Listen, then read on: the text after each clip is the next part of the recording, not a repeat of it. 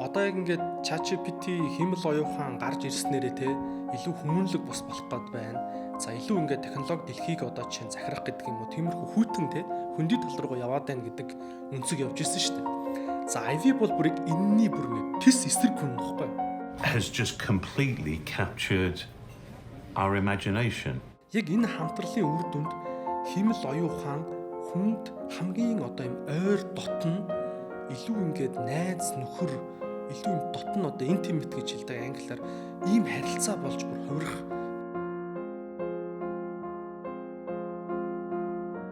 Сайн мэцхан интернет технологи ороходноо Take Forum подкастын дараагийн дугаар эхэлж байна. Өнөөдөр бид зочдтой хамт ярилцах гэж байна. Тэгээ өнөөдөр бидэнтэй дүлгөөн нэгдээд байна. Өдрийн мэндийг хүргэе.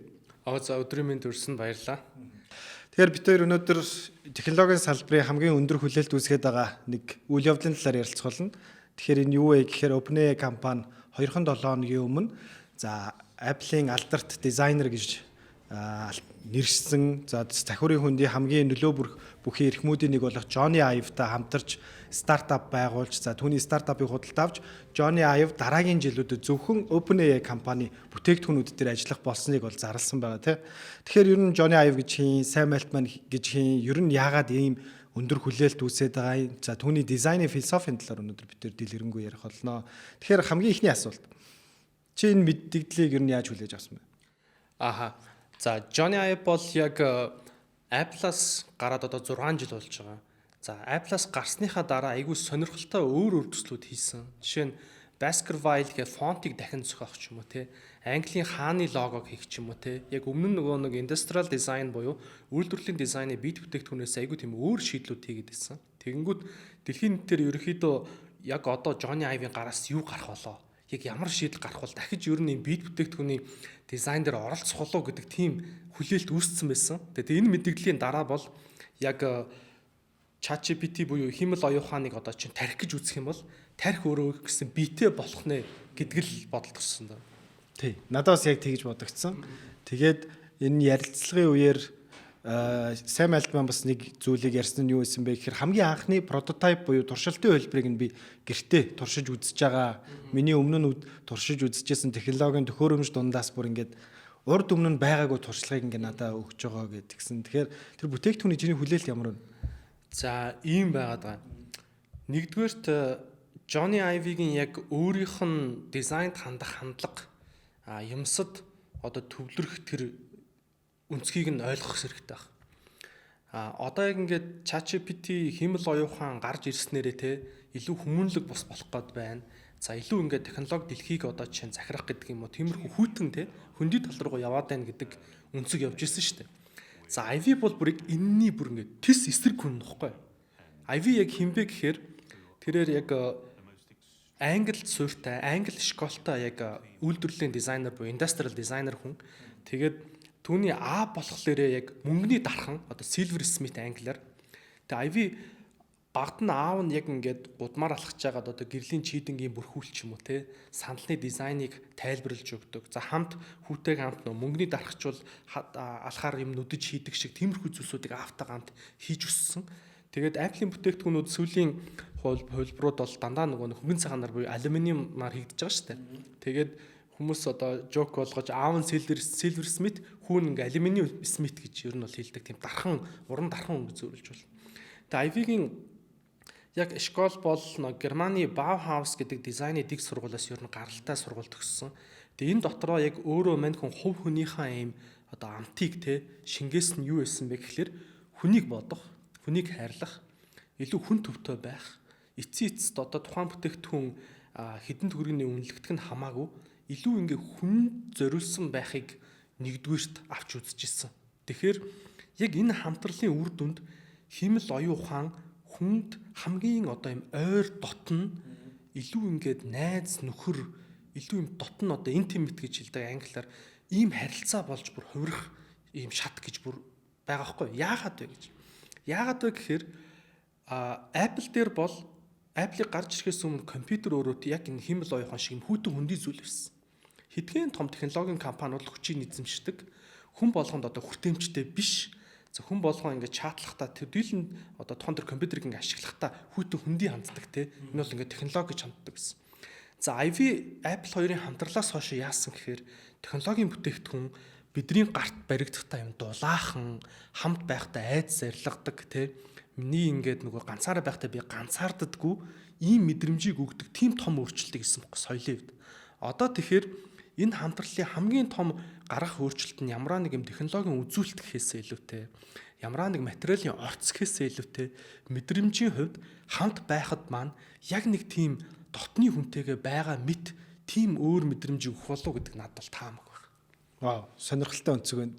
Apple-ийн хувьд яг ийм бүтээгдэхүүнийг уг нь гаргах гэж хичээсэн. Тэгээ өнгөрсөн жил Apple Intelligence гэдэг өөрсдийнхөө хэмэл оюуны функцүүдийг экосистем дээр нэвтрүүлж эхэлсэн. Тэгээд энэ дээр болохоор Siri-гийн дараагийн дэвшилтэд төлбөр гэж байсан бохоггүй. Тэрний рекламны бичлэгнүүд дээр нөө харахаар юу байдаг вэ гэхээр яг ийм дотны найз шиг тий. Би энэ залуу руу нэг 7 хоногийн өмнө мессеж хийсэн юм а. Тэрний нэр нь хин бэ гэж утаснаас асуудаг ч юм уу. Тэнгууд нэрийг нь хэлээд өгчдөг тий. Тэнгууд жишээ нь манай эхнэр над руу нэг юм подкаст явуулсан юм а. Тэр подкастын санахгүй гэхдээ юугаар явуулсныг санахгүй би бас хизээ гэдгийг санахгүй. Чинийг надад нэг шүүгээд өгчөөч гэдэг ч юм уу.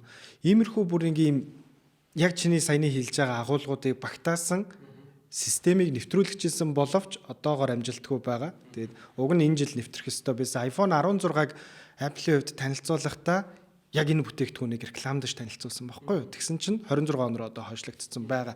Тэгээд яг Sam Altman болон Johnny Ive-ийн эхний бүтээгдэхүүн бас 26 онд гарна гэдэг нь ер нь бол технологийн салбарт маш өндөр хүлээлтийг үүсгэж байна.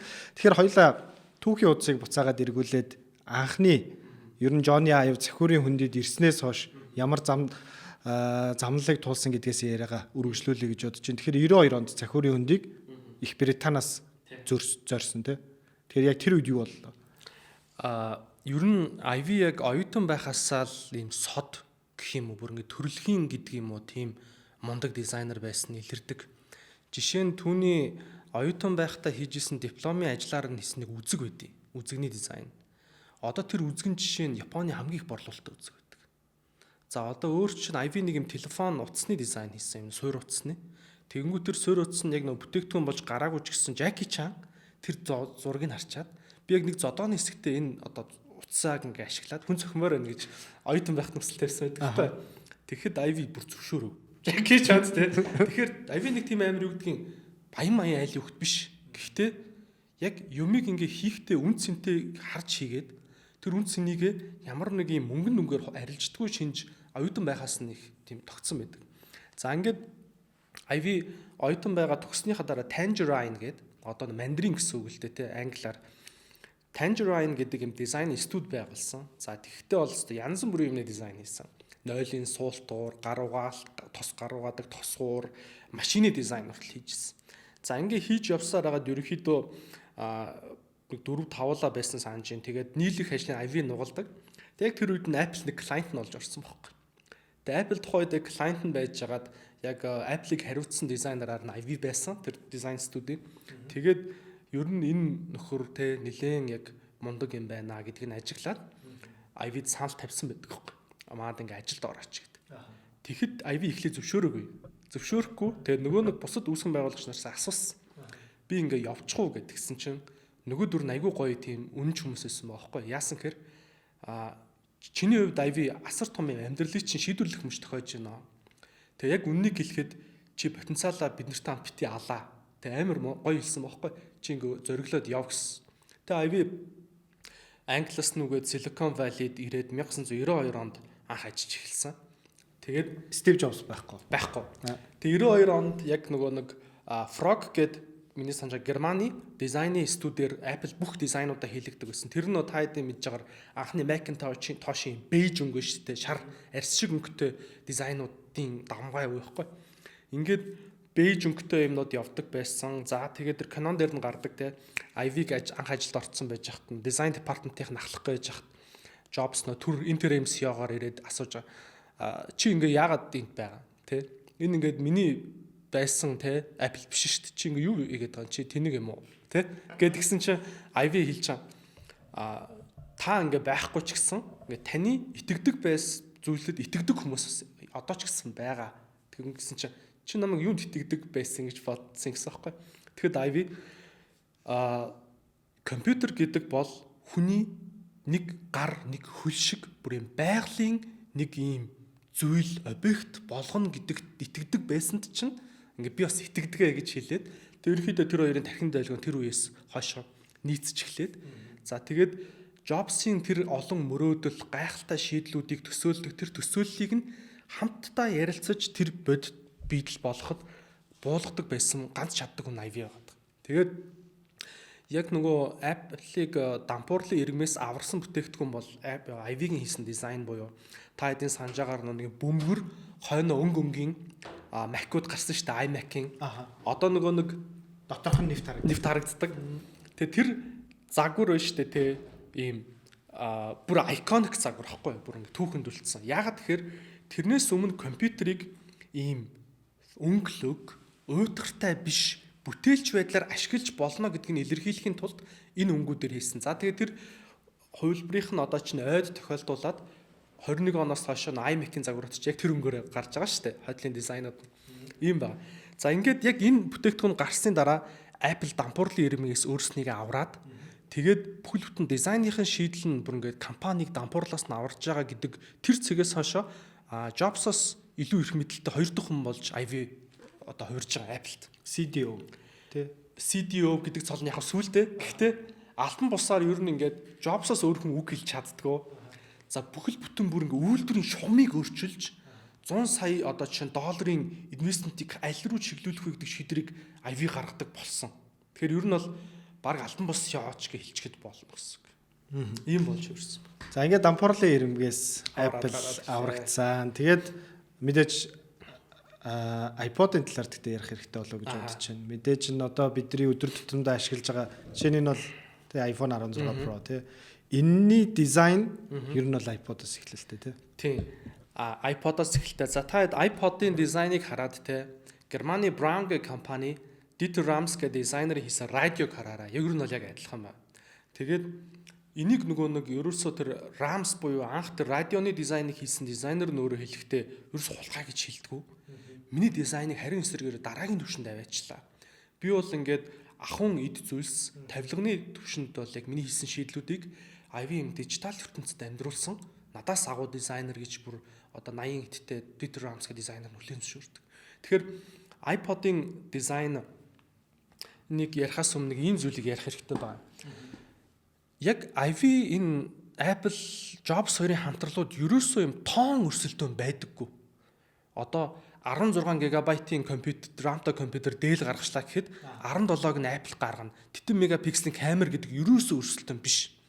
Jobs-ийн нэг iPod-ыг танилцуулахдаа гэхдээ нийтийн танилцуулга биш. Яг дотоод компани дотроо нөө юу хийж байгаа танилцуулгахдаа дурж ирсэн. Юу гэсэн хэрэг чи хүний ингээд зүрх сэтгэл рүү хүрч чадвал тэр талбар дах өрсөлдөөн хязгааргүй гэж хэлсэн. Бид нар ерөөсөө үзүүлэлтээр бүр тоогоор өрсөлдөхгүй. Бидний өрсөлдөөний талбар бол хүний зүрх сэтгэл. Энэ бол ингээд limitless гэж хэлж байгаа байхгүй хамгийн амар. Тэгэхээр тэр хоёрын хийдэг байсан юм нь зүрх сэтгэлийн талбар дах өрсөлдөөн. Одоо ингээд харах юм бол үзүүлэлтээр нь хөөхөд нэг илүү юм байхгүй. iPhone байхгүй. Яагаад вэ гэдэгт нь хүмүүс заримдаа хариулж чаддгүй. Тэгэхээр нэг юм зүрх сэтгэлийн байгаад байгааз айгүй сонио. Тэгэхээр энэ талбарыг мэдэрч хийдэг энэ хоёр байгаад байгаа. Тэгэхээр одоо яг энэ Sam Altman-тай хийж байгаа хамтралын өрсөлдөөн ч гэсэн та одоо чинь нэг юм матрицтэй Excel sheet гаргаад за DeepSeek дээр тэдэн одоо жишээ нь те яадаг гэд өрсөлдөөнөөр нь хэмжих боломжгүй гэсэн. Одоо тэр хийж байгаа бүтээгдэхүүнийх нь магадгүй материал нь зүгээр л тэр нэг таны зүрх сэтгэлд хүрж байгаа тэр өнцгөөр өрсөлдгөөрөө IV бүр ингээд өрсөлдөгчгүй байхгүй юу? Хамгийн том факт нь бүр тэр юм. Сонирхолтой өнцгөн. За iPhone гарлаа. За мэдээж iPod-ын үндсэн дизайн бол iPhone өвлөгдөөд ингээд цаашаа явсан. Тэгээд мэдээж одоо 2 жилийн дараа iPhone-ы 20 жилийн болох чинь 27 онд. Тэгээд энэ дээр ч гэсэн Apple-ийн хувьд бол мэдээж маш өндөр хүлээлттэй байгаа. Гэхдээ яг миний сонирхож байгаа зүйл болохоор iPhone-ы нээлтээс хойш за ерөн Samsung, томоохон технологийн компаниуд за Dell, Intel гэл дэлгэцний хэрэглээ амар их болж эхэлсэн. Бид нар өмнө нь гэр бүлээрээ нэг дэлгэц рүү хараад бүтэн өдөржингөө тэнд телевизийн хөтөлбөрийг үзээ суудаг байсан бол одоо жишээ нэг хүний ширээн дээр утас нь байна, падин байна. Ахаад нэг 2 ажлын дэлгэц нь гэж 4-5 дэлгэц ч юм уу юм дундаж баг юм хэрэглэн дээр одоо харагдаад байгаа байхгүй. Тэгэхээр миний нэг сургуулж байгаа зүгээр магадгүй гэж бодож байгаа зүйл нь магадгүй OpenAI Johnny Ive хоёрын хамтрал дэлгэцгүй төхөөрөмж байж магадгүй байна. Тийм. Тэгэхээр чи энэ дээр бас юу гэж бодож байна?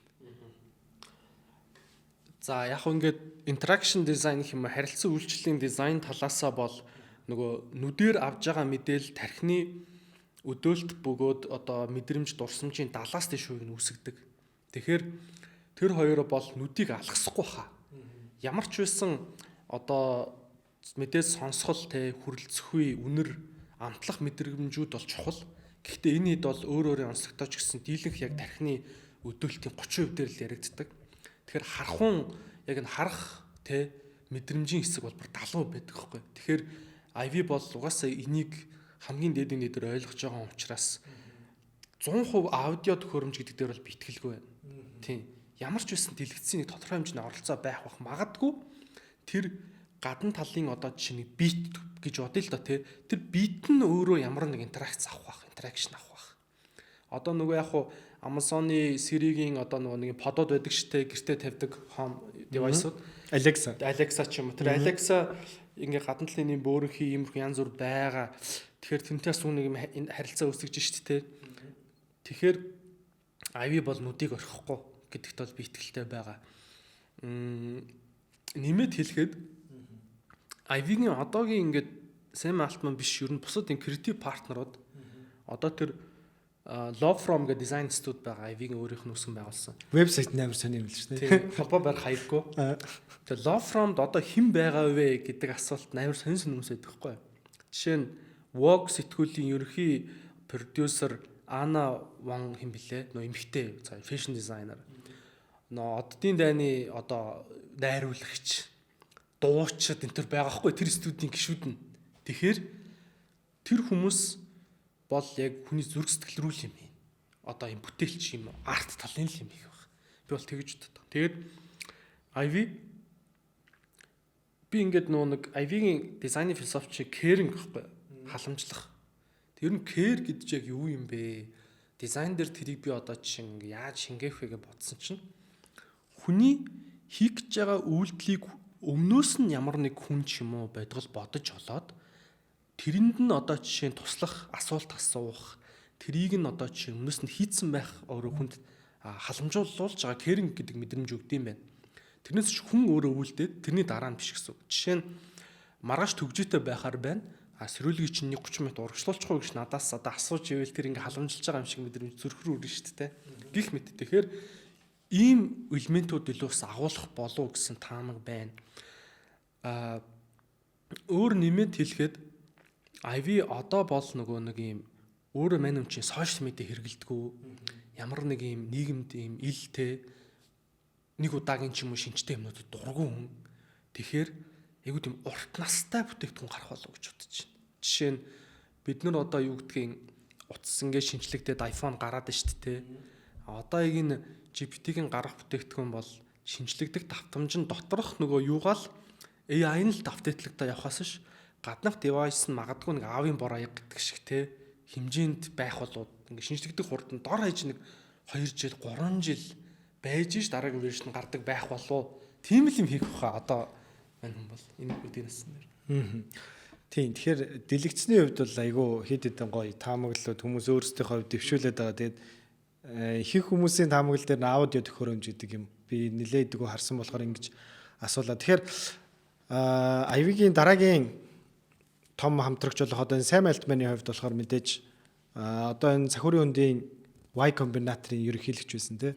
За тэгээд тэрнээсээ гараад за энэ Elon Musk за мөн одоо Ilias Sutskever гэдэг энэ Израиль гаралтай тэгээд энэ химэл оюуны салбарын хамгийн нөлөө бүхий судлаачтай нэг байдаг байхгүй эдгэрт нийлээд одоо энэ ер нь сөргүүлсэн компани нь Google байсан. Google-ийг сөргүүлж химэл оюуны хүндрэлтний сайн сайхны төлөө гэдэг урайн дор компани байгуулсан нь мэдээж лаборатори те гэхдээ бүр ашигын бус статустай OpenAI байсан. Тэгээ OpenAI-ийн хувьд бол одоо үндсэн суур шинжилгээ ухааныг нь хийж чадаагүй ч гэсэн үндсэн одоо тэр нөгөө трансформер гэдэг attention is unit гэдэг нөгөө нэг paper аваш алдартай тий.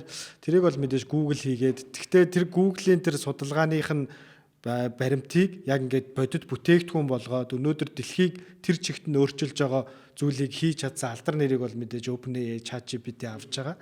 Тэгээд яг энэ нөгөө танилцуулга бичлэгэн дээр болохоор хэн болохоор ингэж хэлсэн байлаа. Johnny Ive.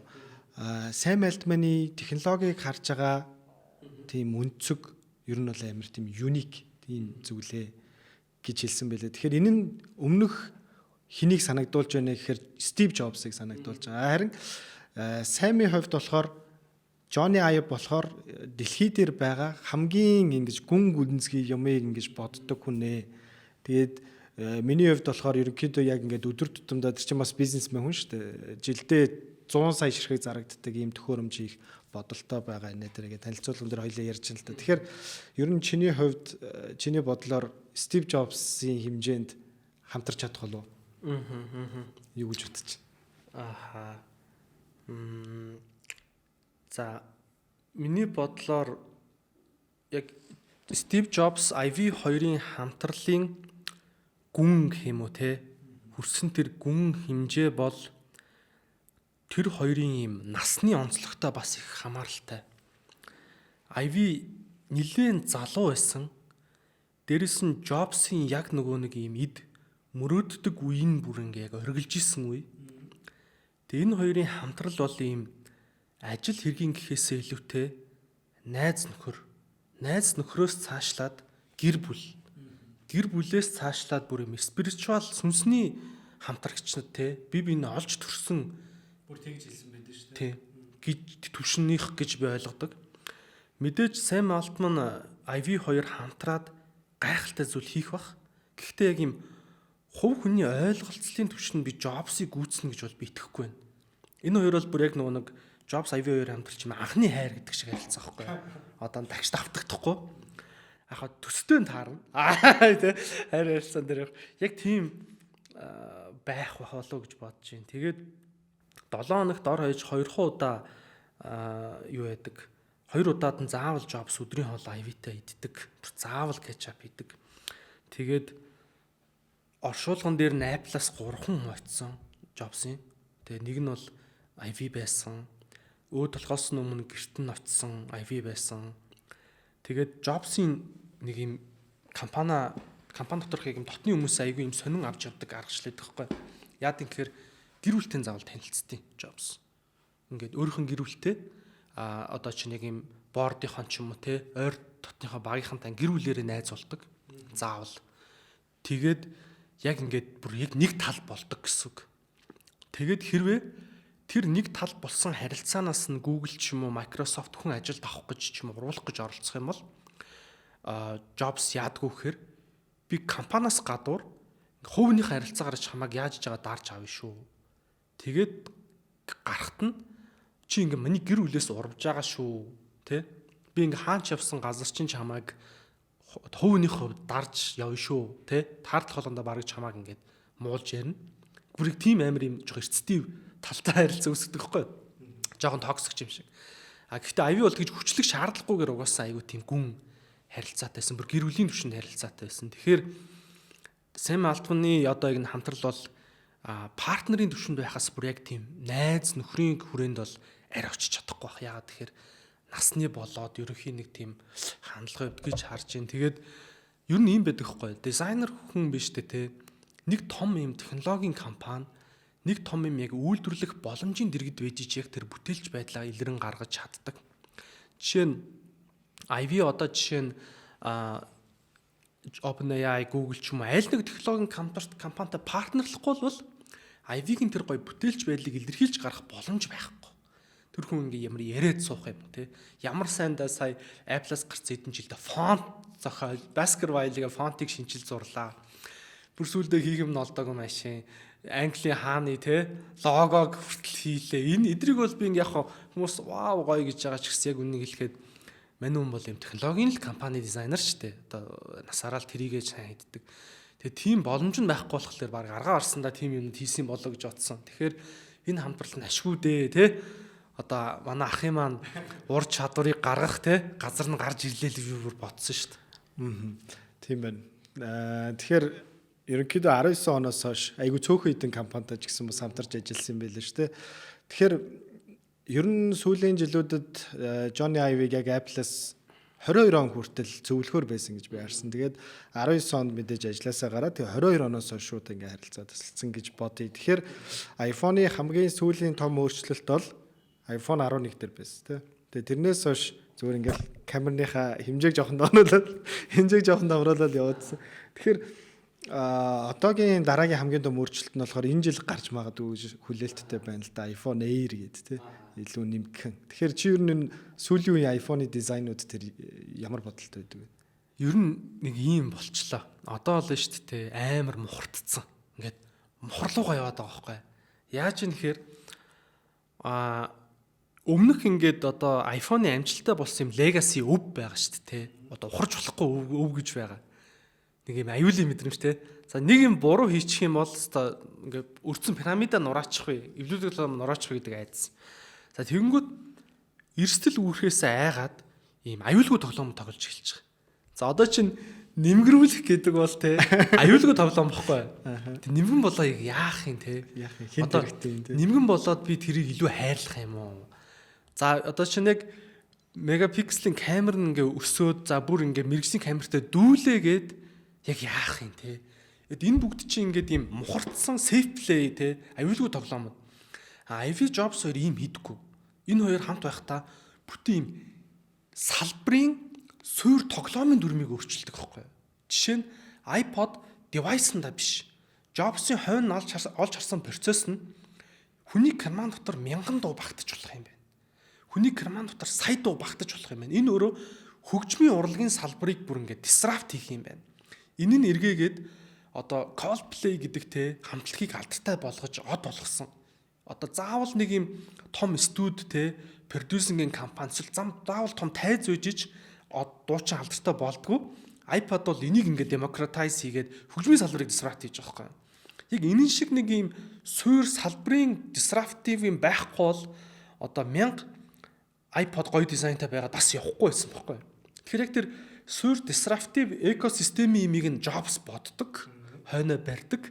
Тэр нь ингээд юутай бие махбодын хувьд юутай нийлдэг, Ivy дизайнтай нийлээд бүүн болоодсан. Одоо яг iPhone бүтэн дотроо ямар нэг салбарыг өөрчилж гинэ гэдэг асуулт яригдах байхгүй юу?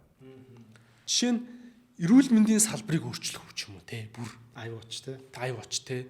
Одоо тэр emergency тэ асуудлуудыг шийдэх үү?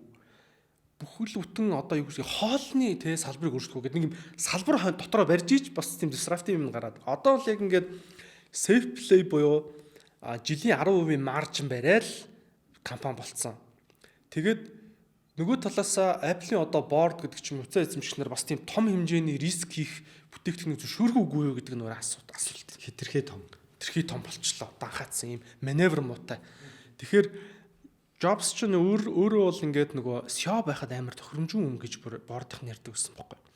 Компани нэг бол усан живүүлнэ, нэг бол Poison шиг хөргөн те амар эрсдэлтэй. Энийг ингээд энэ бол төсрөг бөмбөгөө Jobs бол дарж авах хэрэгтэй гэж бүр ингээд бусад хувьцаачнууд ч ярьдаг. Тэгээ Jobs уг хүн бол инноватор, энтерпренер, бүтээгдэхүүн хөгжүүлэгч юм. Тэгээд өөртөө зориулж одоо Apple-ийн Jobs-ыг байх үеийн SEO-гийн ажлын байрны тодорхойлолт нь хаанч байхгүй юм гаж тодорхойлолт. Ийм бүтээгдэхүүн хөгжүүлээд байгаа ч юм шиг инновац гаргадаг ч юм шиг тэгснээ амар олон санхүүгийн эрх мэдлээ CFO-д өгцөн би хийхгүй те би юм заваа минут орлох. Би зүгээр ингээ мөрөөдөд гоё ма хийжээ гэдэг тайпын хүн болоо өрцсөн байсан. Тэгэхээр ийм рискийг одоо Apple үрж чадахгүй л байна л да. Одоо нэг компани нэвчүүлж авч чадахгүй байна. Дээрэс нь түрүүний хэлсэн юм салбарыг одоо тэгэнгүүт ChatGPT бол ингээ салбарыг disrupt хийж штэ ингээд одоо нэг би сүүл айгу гоё үг нь олцсон л да ингээд тектоник хөдөлгөөн гэж байдаг штэ. Төв хооронд өөрчлөгддөг. Тэгвэл яг ингээд технологийн салбарын тектоник хөдөлгөөн хийж байгаа team шийдэл дээр IV орж ирж гоё юм гарна. Тэрнээс биш ингээд суур төр технологийн тектоник хөдөлгөөн байхгүй бол бас мундаг дизайнер байгаа хэрэг байхгүй. Жишээ би авах юм бол одоо Монгол зөвөр ингээ баахан онлайн хотлооны дэлгүүр одоо Zeli app те 1000 амар мундаг дизайнер ороо тэр Zeli app-ийн home screen-ийг зүлгээд салбар өөрчлөгдөхгүй.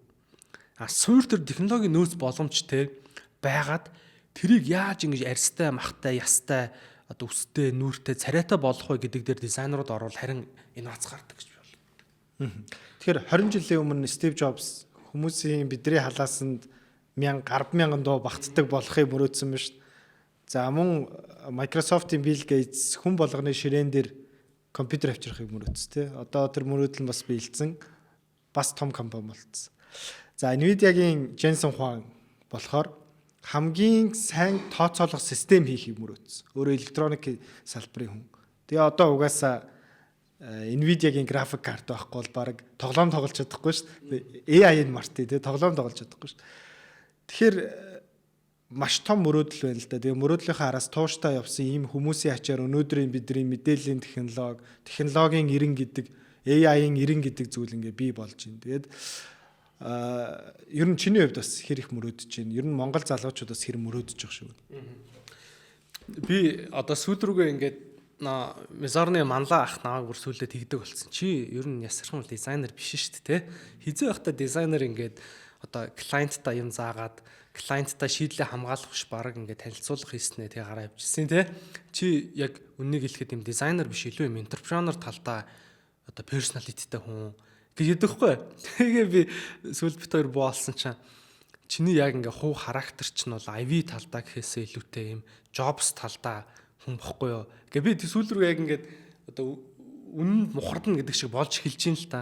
Ягаад тэгэхээр одоо миний нэг юм одоо муу зам байгаа. За яад гэхээр нэг хүн надаар ингээд жишээ нь одоо хоолны ап хийлгэгэнгүүд зүгээр дизайнерын яг үндсэн ажлын тодорхойлолт тэр хүний бизнес шаардлагын дагуу шийдлийн сайн загварчлах шүү дээ.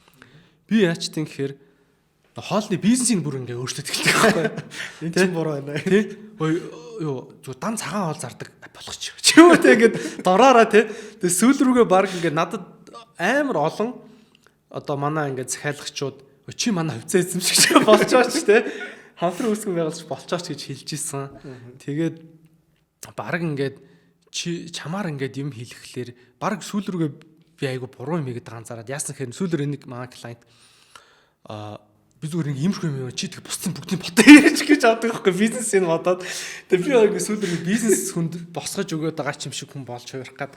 Тэг энэ маань айгу буруу юм байна гэж бодсон. Тэгээд одоо миний мөрөөдөл бол яг юу юм гэхлээр дизайныхаа компани бол мэдээж авч явна. Гэхдээ би илүү яг ингээд студ гэхээсээ илүүтэй тодорхойлт нөрөө дизайн innovation center буюу дизайны яг ингээд одоо mouse гэдэг ч юм уу те keyboard гэдэг шиг яг ингээд ийм new medium одоо ингээд шинэ харилцааны хэлбэрийг гаргаж ирдэг тийм одоо судалгааны төв, инновацийн төв болох нь бол одоо манай компани ер нь бол алсын хараанд байгаа.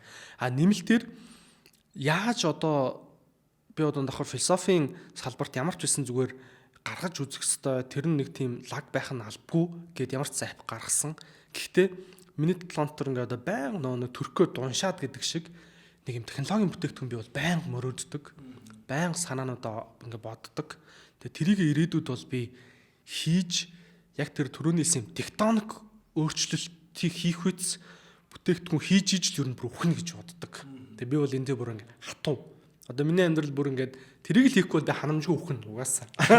Тэгээ би миний ингээд ажлын өдөр яаж эхэлдэг вэхээр өглөө ажил дээр ирээд нэг кофе байвал чам чинь байхгүй бол CUGS кофе аваад тэгэнгүүтээ Jobs-ийн нас орсон нөгөө нэг өдөр дээр Coldplay-ийн тоглолтыг үзээд тэгээ ингээд Jobs IV-ийн бичлэгүүдийг өдөр болгон 30-40 минут үзээд тэгээд ингээд өөрийнхөө одоо үхлийг те яг ийм хэмжээний юм хийхгүй бол те төлгөнөө чи ингээ арчаагүй дуусна шүү гэдэг төсөөлөд жоохон уйлаад амар юм ганч эхэлдэг те өглөө болгоо нэг жоохон уйлаад тэгээ миний ажил өдөр эхэлдэг байхгүй. Тэгэхээр би бол яг бүх амьдралаа угаасаа юм тектоник өөрчлөлт хийх хэмжээний шийдлийн төлөөлөл зориулна. Одоо бусад бүх зүйлээ бол угаасаа sacrifice хийн. Тэгээ би ажил амьдралын баланс байдаг гэдэгт итгэдэг. Угаасаа энэ хоёр бол нэг цул зүйл гэдэгт итгэдэг. Тэгэхээр одоо манай гэр бүл хүүхдүүд гэдэг ч юм уу яг миний ингээл ажлын байран дээр хамтдаа ирж хараал завгүй бол хамт юм хилцээл ингээл явах энэ л ерөөсө хэмнэл юм байна. Тэрнээс ч ингээл зааглаал те.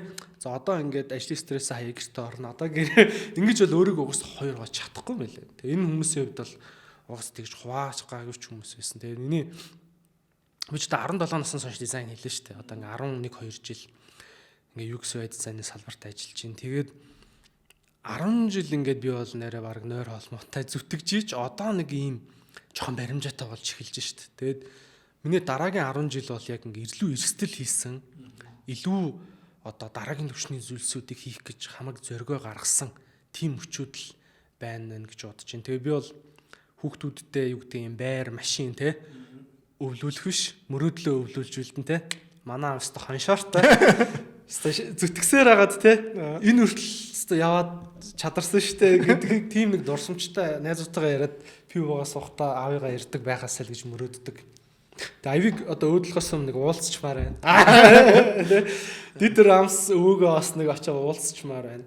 Тэгээ ягаад тэгэхээр нөгөө нэг юм энэ хүмүүс ингээ байгаа болохоор би амарч ганцаарддаг шүү дээ. Айгуу сонио.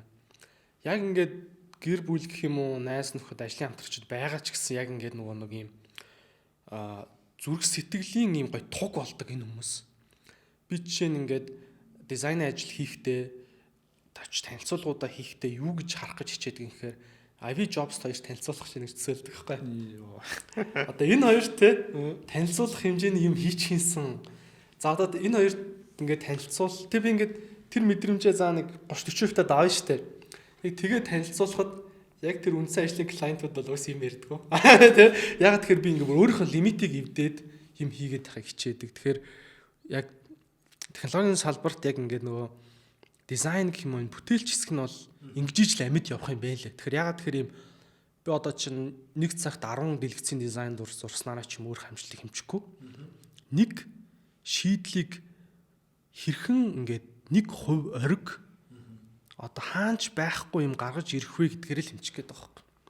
Тэг сүүлийн тэр After Steve-ийн номын эхлэлтэр амар гоё эхэлдэг цаа шүлэг шиг эхэлдэг. IV-г тодорхойлж бичгтээ тэр зохиолч нь борооны шүүдрийн туслаас инспирэшн авч өглөөний мандах нарны туяанаас тэр өдрийнхэн креативитиг авч дизайн хийдэг хүн гэж байгаа юм. Тэрнээс чи ингээд сүүлийн сонин сайхан шийдэл юу вэ биш те.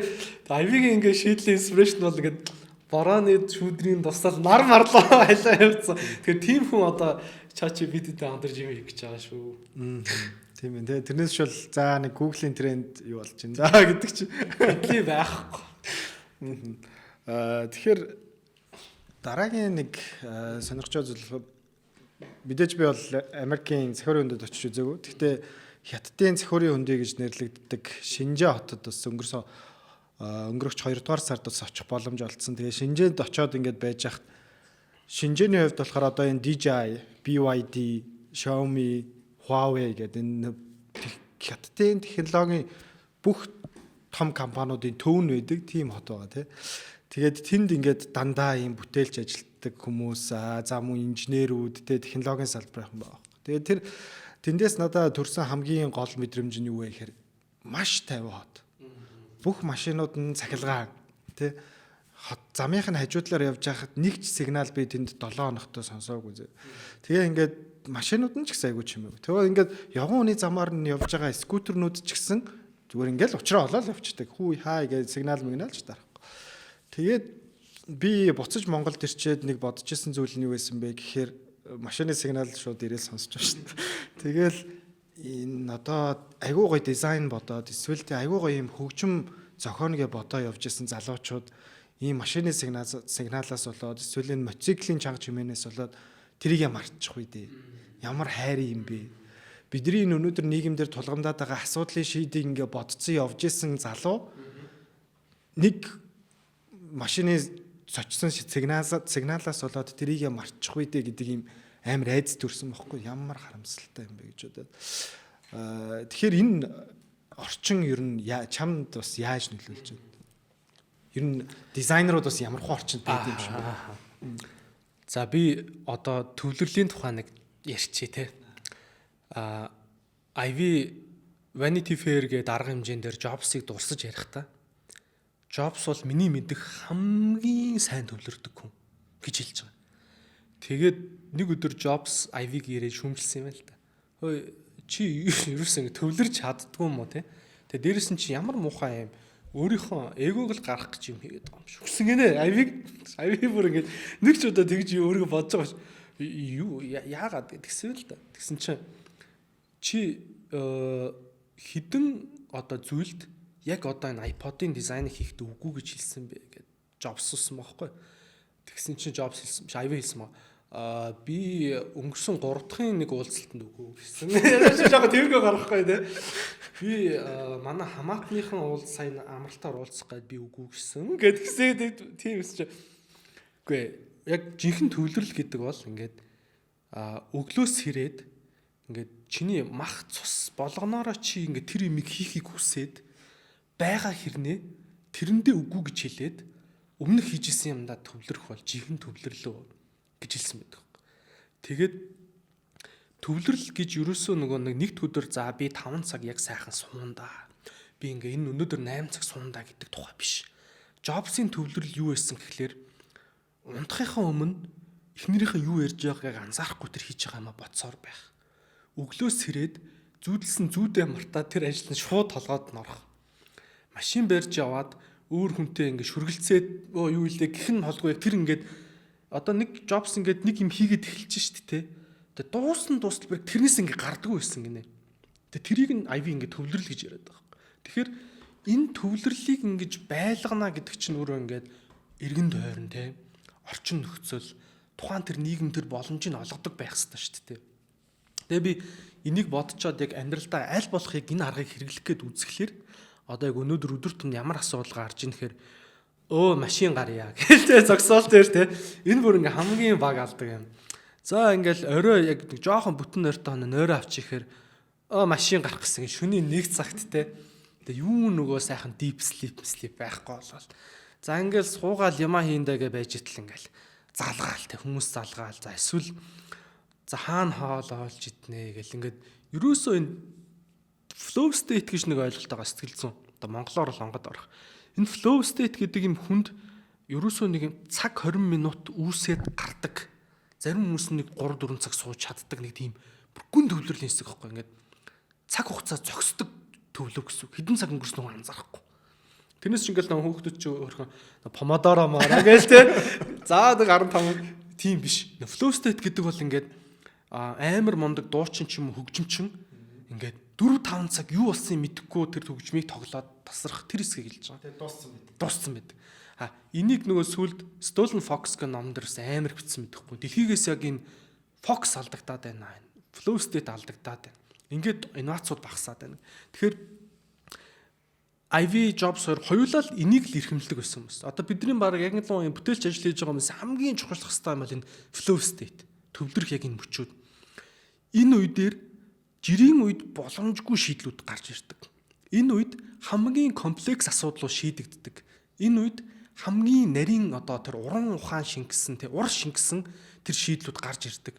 Тэгээ би энийг одоо чинь би өөртөө болоод хүүхдүүдийн төлөө миний ингээ хамгийн сайн хийж чадах зүйл би одоо GPT-гээс шууд ингээс суучдаг.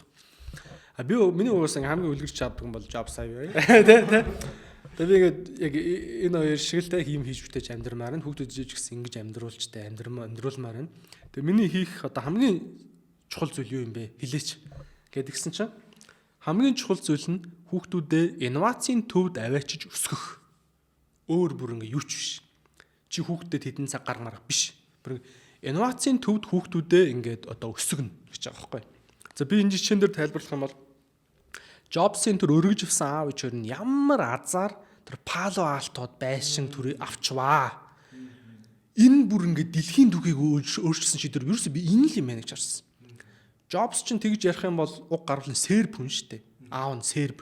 Илүү юм одоо Орос, сербтэй зүүн Европ талдаа одоо аавын тал нь юм бохгүй. Тэгжитэл Palo Alto-д нүүж очоод тэнцээ төрснөөс нь болоод би тохиолдсон 3 жишээг л дурдчих хүүхэд наснд. Jobs 8 байна уу 9 настайдаа сургуулийнхаа зуны амралтын даатгалын ажлаар Xerox-ийн инновацийн төвд ажиллах боломж олдсон. Дараа нь шууд заяа Intel-ийн нөгөө нэг үүсгэн байгуулагч руу дугаарыг олоод чи нэг ингээд хотод амьдраад байгаа болохоор айгүй ингээд ойрхон байхгүй. Тэгээ би танаас нэг хэдийн юм аваа та надаа нэг юу жишээ компьютерийн нөгөө борд өгөөч энэ авчиж байгаа заяа тэг хүүхд байхдаа шүү дээ. Тэг өгч шүү дээ. Харин тийм ингээд өгчин. За дараа нь нөгөө нэг Wozniak-та яаж тааралдаж чадсан тэр хоёр хоёулаа Palo Alto-д байсан. Яаж тэр олон одоо нөгөө нэг Homebrew гэх компьютер клуб байгаа тухайн ингээд компьютерийн хорхотнууд цугладаг. Тэр homebrew дээр Apple-ийн анхны загварыг очиж танилцуулж исэн. Тэр homebrew Palo Alto-д л байсан. Тэр ерөөсөө Silicon Valley-д аав ээж нь хүүхдээ өсгөнө гэдэг шийдвэр нь бүх юмний суурь тавьсан байгаа юм. Өөр бол Jobs бид сүүлд итгэдэггүй байсан биш анхандаа итгэдэггүйсэн одоо би нэг үг итгэдэг болсон. Юу юм гэхээр Jobs Монгол төрсэн бол тэд дээр гараас цаасна гэдэг нь шүү дээ. Энэ зөв би сүүлд үний юм байна гэж бодсон. Яагаад тэгэхээр экосистем байхгүй, community байхгүй. Тэгэхээр одоо би зүгээр ингэ бодож байгаа юм хүүхдүүдээ л яг энэ инновацийн төвүүдэд өсгөх хэрэгтэй байна. Одоо монгол хэлийг бүрэн эзэмшүүлээл дараас нь шууд бид GPT-г асуусан чинь хэдэн газар л хэлж байгаа юм. Юу байна? Palo Alto бол угаасаа номер 1 төр зуурын ийм эдийн засгийн хямрал боллоо ч гэсэн тэнцээ Stanford байгаа, Xerox-ийн Park судалгааны лаборатори байгаа, Apple-ийн төв офис байгаа. Энэ бол ерөөсөө хужрахгүй. За дараа нь Шинжээн байгаа. Шинжээнтэй бол угаасаа өрсөлдөх боломжгүй баг хэмжээнд одоо хөгжиж байна. Дараа нь Сингапур байгаа. За Сөүлийн хідэн sandbox төвүүдийг нэрлэж олно. Европод нэг улс хэлжсэн тэрийг мартчих. Ер нь бол өөр байхгүй. Бус нь бол дундаж хэмжээнд байгаа. Тэгэхээр энэ газруудад очиж хүүхдээ өсгөж нөгөө хүүхдэд ингээд тохиолдох боломжтой тохиолдлууд байна шүү дээ. Адаглаад баг сургуульд орсон чинь нөгөө нэг найз нь өөр нэг технологийн компани захирлын хүүхэд байх магадлал ч юу те. Эсвэл нэг технологийн гик байх магадлал. За том болоод явлаа гэхэд гудамд нэг том технологийн компанид захиралтай зөв самсаргуу таарах магадлал ч өсөх байхгүй. Тэгэхээр энэ потенциалыг нэмэгдүүлэхийн тулд бүр очиж явах хэрэгтэй байна. Тэгээд Монгол улсыг жишээ нэг хөгжүүлэхгүй гээгүй шүү. Тэ одоо эхлээд ямар ч байсан өөрснийхөө ингээд нөгөө мөрөөдлүүдийг биелүүлж потенциалуудаа бүтэн гаргах хэрэгтэй байна л гэж би ер нь бол ойлгосон шүү дээ. Тийм эсвэл тэнд ноч эсвэл өөрийнхөө чадах хэмжээнд ядаж улсдаа ч хамаагүй аймагтаа ч гэсэн өөрийнхөө community бүрдүүлэх хэрэгтэй тий. Тэгэхээр би төгсгөл чидэгтэй миний асуултанд хариулсан гэнэ. Төвлөрч чадчихна уу? Тий. Би бол төвлөрөх гэж хичээгээд ер нь бол чадахгүй байна. Одоо миний жишээ нь ингээд хамгийн яг үннийг хэлэхэд ингээд сайн шийдлүүд байна шүү дээ. Одоо би өөрийгөө нэг жоохон тоох за энэ өстой хөөрхөн болчлоо шүү гэж бодсон шийдлүүд би ингээд үнэхээр яг ингээд нөгөө толгоос юм гарахгүй бол би яад гэхээр 3 тусаад тэгээд нэг 7-8 хүртэл суучдаг хөө ажил дээрээ. Өглөө яг үүрийн цагаар гэсэн үг. Чи бас яг тэрийг анзаарснаа. Тэгэл тий. Надаас яг ингээд өглөө бас үүрээр босчоод тий ингээд нам гүм сугаар шал өөр тий. Шал өөр юмнууд гараас гарна. Тэг шинэ юмнууд орж ирнэ. Тэгээ тэр шийдлүүдээ ингээд өдөр нь хөөе ямар аятайхан юм ийцсэн. Тэг өдөр нь яг ингээд юунууд өрнөд энэ гэхээр илүү уулзалт талдаа, илүү юм нэг субботникийн ажил гэж байдаг шүү дээ. Нэг төвлөрөхгүйгээр зүр ингээд газ цохон байгуулах ч юм уу. Эсвэл ингээд ойлгомжтой юмыг өргөх ч юм уу тий. Эсвэл нөгөө шийдлээ ингээд зүлгэх ч юм уу. Юмнууд л хийгддэг. Тэгэхээр яаж харин ингээд 16 цаг өдөрт ажиллаа гэхэд тэрнийхэн дор хаяж 50-аас илүү хувийн те ийм төвлөрсөн болох вэ гэж л бодож байна. Тий. Тэгээд өөр миний ингээд би одоо жишээ нь ингээд миний одоо ингээд өөртөө баримтлагдаг зарчмууд тэгэл зөрчөөл ахиж зарчмаа бичээл яваал байна л да. Тэгээд чадан ядан хичээж байгаа юмнууд нь би ингээд үгтэй дуу сонсохгүй байгаа. Үг амар түүнийг төвлөрлийн алдагдуулдаг. Ялангуяа юм ботход үгтэй дуу сонсгоо болоод хаяа би 3 сар мөр үгтэй дуу сонсохгүй явчихдаг. Тэгээд юу яадаг? Би ч хөвчтэй балаалаа ярьчихна. Jobs-ийн 2 уран сайхны кино, нэг Bernd кино байдаг. Тэгээд IV-ийн ингээ яриануудын нэг том плейлист үүсгэсэн байдаг хгүй. Тэрийг ингээд дууны оронд бэкграунд тавьчихдээ. Тэг ингээд зур vibe үүсгдэг хгүй. Нэг тэнд Jobs загнаад орилоод байгаа ч юм шиг тий. Тэгээд IV яриад байгаа ч тэнгууд нэг юм жоох миний креатив төвлөрөхөд айгуу тусалдаг. Дараа нь юу айгуу тусалдаг шүү дээ. Би бүр ингээд төвлөрлөө яаж хамгийн сайн алдгаа мэдсэн гэхээр ланч идэл төвлөрөл байхгүй болчихдаг заа. Би ингээд ланчаа идэхгүй ингээд оройролт суул амар бүтэмжтэй. За ланч идэх гэж гараал юм идээл орж ирээл нөгөө носоор салхасаар идэл ингээд өдрийн бүтэмжээс 3-4 цагт бай бай. Би бас тэгтээ энэ дэр ингэж бодсон. Угаасаа одоо монголчууд өдрөө ол идэл бүтэмж нь ундаг чинь одоо түгээмэл ойлголт шүү дээ. Тэнгол бид нар бас магадгүй яг ийм өдөр тутмын ийм эрчтэй ийм ажлын хэм маяг руу дөнгөж ороод удаагүй байгаад байгаа учраас бидний өдөр тутамдаа эсвэл өмнө нь ингээд 100 200 жил хэрглэж ирсэн хоол арай таарахгүй байж магадгүй. Хитрхи хүнд ч юм уу тий. Тэгэхээр бид нар ингээд яг ингээд хувь хүндээ ч юм уу эсвэл ийм сонгож байгаа ресторан эдэр дээр айлуулах хөнгөн тэгсэн мөртлөө нойр хүрэгдүү тийм хоолнуудыг айлуулах Харин тийм. Тэгээд би баг том ажлуудын ард гарчаад тэг би сая нэгс ингэж үзсэн шүү дээ. Өдөрт яг нэг сайн хоолж үзээд фастингтэй 19 24 цагийн фастинг юм уу. Тэг тэр бас амар нөлөөлт юм байли. Нэг тэр чинь нэг сайхан гэрийнхэн хоолыг сайхан ингээд чижээлдэг юм а тий. Сайхан чансан багсаа бас жаад. Тэгээ дараагийн маргаш өрөвчл баваа игээд тэгээл дундныхаа кофе уугаал юу яж. Би нэр буцаа кофе уудаг болцсон. Аа. Ус юм олаа шүү дээ. Барахгүй байсан кофег. Сүүлрийж сая өвөл нэг хэсэг байхгүй шүү дээ. Бараг гэхдээ хагас жил уугаагүй шүү дээ. Хагас жил огт кофе уугаас тэгээд ачаал гисэд кофе уудаг болсон. Өөр чин төвлөрхийн тулд юу хийд юм бэ?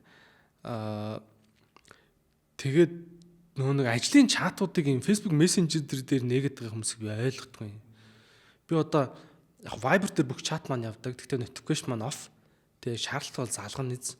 Тэгээд би яг ингээд чеклэх үедээ л чеклэхийг хичээдэг. Өөр чин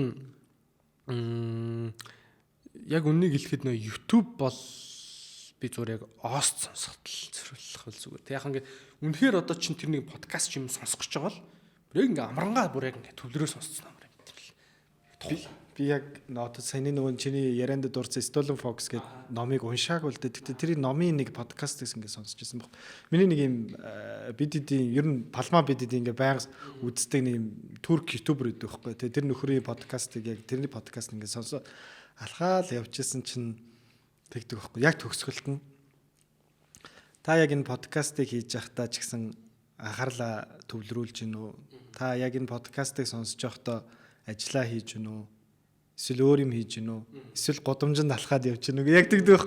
Тэгээ би чи яг годомжинд алхаа явж исэн болохоор яг нэрээ зүгээр ингээд төвлөрч өөртөө юм үлдээхгүй юм бол энийг хот сонсоод яах. Тийм шүү дээ. Яг эцсийн мөчтөнд тэгж бодогдсон баг. За би тэр хэрэгэдөө бараг ингээд эрүүл хоолны зөвлөгөө маягийн болох гэдэг нь тэгэхээр төгсгөлт нь айгаа гоё хүлээлт байна. Тэгээ мэдээж бидний магадгүй цаашдаа 20 30 жилийн технологийн одоо технологитой харьцах харилцаа гэж бас нэг талаасаа яриад байна. Тэр их зөв өөрчлөлгөөц бүтээгдэхүүн гаргаж бид нар мэдээж хэрэглэгчтэй хувьд бол маш өндөр хүлээлттэй байна. Тэгэхээр чиний бас төвлөрөл байна те өөрийнхөө хийж байгаа дизайны ажлууд байна. Тэгэхээр Johnny Ive-ийн бас дизайны философийн талаар бид хоёроос ярихыг хичээлээ. Тэгэхээр дөлгөөний дизайны философи гэж яг юу вэ? Баярлалаа. Энийг хэлэх боломж олгосон баярлалаа. Би сая өнгөрсөн жилээс хойш компанийнхаа нэрийг өөрчлөх гээд темпл болгох гэж байгаа. Хийд. Зорилго нь болонгууд яг Ivy Jobs хоёроос сураад өөрийнхөө нэмсэн юм нэм 3 4-гээр тодорхойлогдно. Нэгдүгээрт англиар unwavering focus гэж байгаа ингээд. Усан дээр долгионч үсэхгүй хэмжээний юм тогтун төвлөрөл. Хоёрт нь юм wholeheartedness чин сэтгэлээсээ хийх. Тэрийг хийгээл өгч байгаа юм шиг хийх. Тэрэн дээр нь одоо тэр ямар төсөл байна уу, те? Ямар хэмжээний баажтай байна уу хамаахгүй. Гуравт нь юу?